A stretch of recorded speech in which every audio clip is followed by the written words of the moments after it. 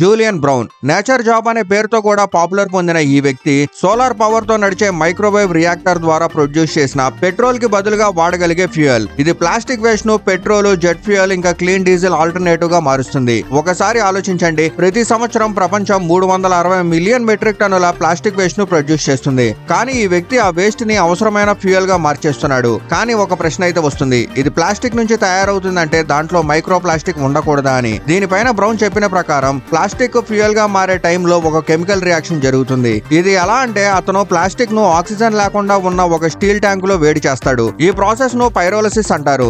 ఇందులో ప్లాస్టిక్ కరుగుతుంది, ఆవిర్లు ప్రొడక్ట్ అవుతాయి. అవి చల్లబడ్డ తర్వాత క్రూడ్ ఆయిల్ గా మారతాయి. ఆ తర్వాత వాటిని రీఫైన్ చేసి ప్లాస్టరిన్ గా తయారు చేస్తారు. కానీ ప్లాస్టరిన్ వాడేటప్పుడు కొంత కార్బన్ ఎమిషన్ మాత్రం జరుగుతుంది. ఈ ప్రాజెక్ట్ పెద్ద లెవెల్లో ఇంప్లిమెంట్ అయితే మనమే సృష్టించిన ప్లాస్టిక్ సమస్యను మనకే అవసరమైన పవర్ గా మార్చే అవకాశం దొరుకుతుంది.